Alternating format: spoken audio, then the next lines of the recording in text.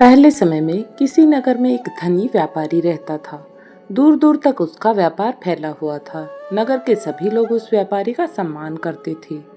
इतना सब कुछ से संपन्न होने के बाद भी वह व्यापारी बहुत दुखी था, क्योंकि उसका कोई पुत्र न था, जिस कारण अपने मृत्यु के पश्चात व्यापार के उत्तराधिकारी की चिंता उसे हमेशा सताती रहती थी।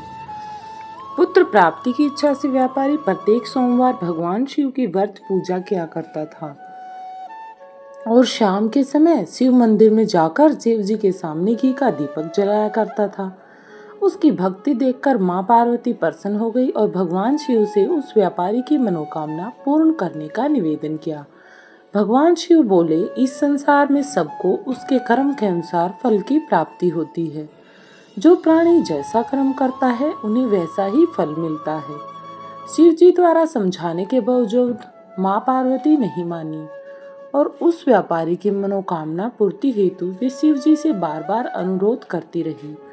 अतः माता के आग्रह को देखकर भगवान भोलेनाथ को उस व्यापारी को पुत्र प्राप्ति का वरदान देना पड़ा। व्यापार देने के पश्चात भोलेनाथ माँ पार्वती से बोले, आपके आग्रह पर मैंने पुत्र प्राप्ति का वरदान तो दे दिया, परंतु इसका यह पुत्र 16 वर्ष से अधिक समय तक जीवित नहीं रहेगा। उसी रात भगवान शिव उस व्यापारी के स्वप्न में आए और उसे पुत्र प्राप्ति का वरदान दिया और उसके पुत्र के 16 वर्ष तक जीवित रहने की बात भी उसे बताई। अब इस पर व्यापारी को कोई प्रसन्नता न हुई। भगवान के वरदान से व्यापारी को खुशी तो थी, लेकिन पुत्र की अल्पायु की चिंता ने उस खुशी को नष्ट कर दिया। व्यापारी पहले की तरह सोमवार के दिन भगवान शिव की पूजा करते रहे। कुछ महीनों के पश्चात उसके घर अति सुंदर बालक ने जन्म लिया। घर में खुशियां भर गई। बहुत ही धूमधाम से पुत्र जन्म का समारोह मनाया गया, परंतु व्यापारी को पुत्र जन्म की अधिक खुशी नहीं हुई, क्योंकि उसे पुत्र की अल्पायु के रहस्य का पता था। जब पुत्र 12 वर्ष का हुआ तो व्यापारी ने उसे उसके मामा के साथ पढ़ने के लिए वाराणसी भेज दिया। लड़का अपने मामा के साथ शिक्षा प्राप्ति हेतु चला गया। रास्ते में जहाँ भी मामा भांजा विश्राम हेतु रुकते, वहीं यज्ञ करते और ब्राह्मणों को भोजन कराते, दान दक्षिणा करते। लंबी यात्रा के बाद मामा और भांजा एक नगर में पहुंचे। उस दिन नगर के राजा की कन्या का विवाह था, जिस कारण पूरे नगर को सजाया गया था। निश्चित समय पर बारात आ गई, लेकिन वर का पिता अपने बेटे की एक आंख से कानी होने के कारण बहुत चिंतित था। उसे भय था कि इस बात का पता चलने पर कहीं राजा विवाह से मना न कर दे, इससे उसकी बदनामी भी होगी। जब वर के पिता ने व्यापारी के पुत्र को देखा तो उसके मस्तिष्क में एक विचार आया।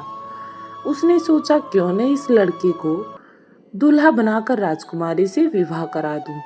विवाह के बाद इसको धन देकर विदा कर दूंगा और राजकुमारी को अपने नगर ले जाऊंगा। इस तरह की योजना उस व्यक्ति ने अपने मस्तिष्क में बना ली।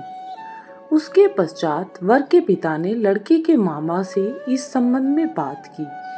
मामा ने धन मिलने के लालच में वर के पिता की बात स्वीकार कर ली और लड़के को दूल्हे के वस्त्र पहनाकर राजकुमारी से विवाह कर दिया गया।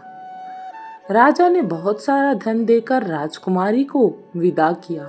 शादी के बाद लड़का जब राजकुमारी से साथ लौट रहा था तो वह सच नहीं छिपा सका और उसने राजकुमारी की ओढ़नी पर लिख दिया, राजकुमारी, तुम्हारा विवाह मेरे साथ हुआ था। मैं तो वाराणसी पढ़ने के लिए जा रहा हूँ और अब तुम्हें जिस नवयुवक की पत्नी बनना पड़ेगा वह काना है, उसे दिखाई न देता एक आंख से।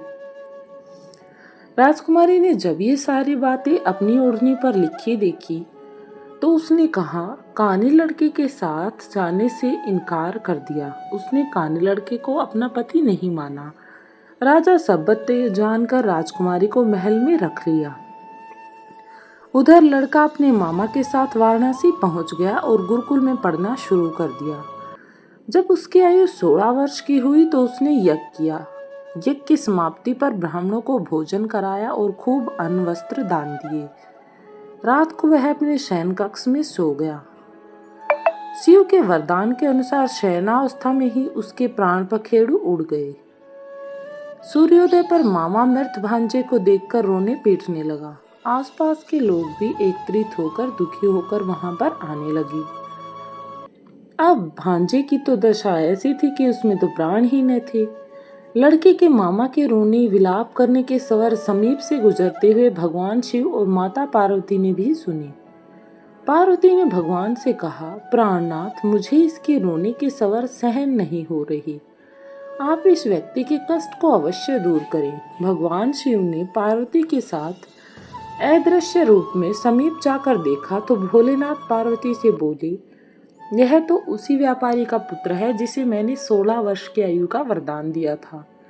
इसकी आयु पूरी हो गई है। माँ पार्वती ने फिर भगवान शिव से निवेदन कर उस बालक को जीवन देने का आग्रह किया। माता पार्वती के आग्रह पर भगवान शिव ने उस लड़के को जीवित होने का वरदान दिया और कुछ ही पल में वह जीवित होकर उठ खड़ा हुआ। इस प्रकार से लड़का फिर से चेतन अवस्था में आ गया। शिक्षा समाप्त करके लड़का मामा के साथ अपने नगर की ओर वापस चल दिया। दोनों चलते हुए उसी नगर में पहुंचे जहां उसका विवाह हुआ था। उस नगर में भी यज्ञ का आयोजन किया गया था। समीप से गुजरते हुए नगर के राजा ने यज्ञ का आयोजन देखा और उसने तुरंत ही लड़के और उसके मामा को पहचान लिया। यज्ञ के समाप्त होने पर राजा मामा और लड़के को महल में ले गया और कुछ दिन उन्हें महल में रखकर बहुत सा धन, वस्त्र आदि देकर राजकुमारी के साथ वापस विदा कर दिया। अब मामा भांजे के साथ एक राजकुमारी भी साथ में थी। इधर भूखे प्यासे रहकर व्यापारी और उसकी पत्नी बेटे की प्रतीक्षा कर रहे थे। उन्होंने प्रतिज्ञा कर रखी थी कि यदि उन्हें अपने बेटे की मृत्यु का समाचार मिला तो दोनों अपने प्राण त्याग देंगे। परंतु जैसे ही उसने बेटे के जीवित वापस लौटने का समाचार सुना तो वो बहुत प्रसन्न हुआ। वह अपनी पत्नी और मित्रों के साथ नगर के द्वार पर पहुंचा। अपने बेटे के विवाह का समाचार सुनकर पुत्र वधू राजकुमारी को देखकर उसकी खुशी का ठिकाना न रहा। उसी रात भगवान शिव ने व्यापारी के स्वप्न में आकर कहा, हे श्रेष्ठी, मैंने तेरे सोमवार के व्रत करने और व्रत कथा सुनने से प्रसन्न होकर तेरे पुत्र को लंबी आयु प्रदान की है। पुत्र की लंबी आयु जानकर व्यापारी बहुत प्रसन्न हुआ। उसे तो इस बात पर विश्वास ही न हो रहा था कि भगवान ने उसकी सुन ली। सोमवार को व्रत करने से व्यापारी के घर में खुशियां लौट आई थी। शास्त्रों में लिखा है कि जो स्त्री पुरुष सोमवार को विधिवत व्रत करते हैं और व्रत कथा सुनते हैं, उनकी सभी इच्छाएं पूरी होती हैं। हर तरह की बाधा उनकी दूर होती हैं। इसके लिए भगवान शिव की आरती भी वे साथ में गा सकते हैं। ओम जय शिव ओमकारा, स्वामी हर शिव ओमकारा, ब्रह्मा विष्णु सदाशिव अर्धांगी धारा, ओम जय शिव ओमकारा।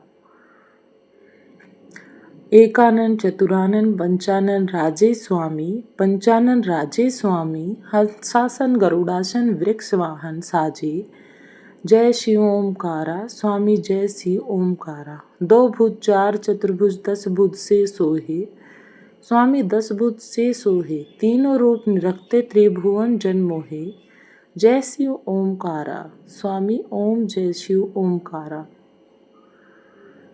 अक्षमाला वनमाला मुंडमाला धारी, स्वामी मुंडमाला धारी, चंदन मृग मद सोहे, बोले शशिधारी, जय शिव ओमकारा, स्वामी जय शिव ओमकारा।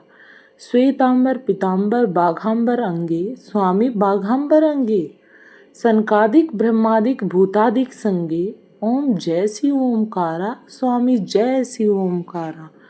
कर में श्रेष्ठ कमंडल चक्र त्रिशूल धरता, स्वामी चक्र त्रिशूल धरता, जग करता जग हरता जग पालन करता, जय शिव ओमकारा, स्वामी जय शिव ओमकारा।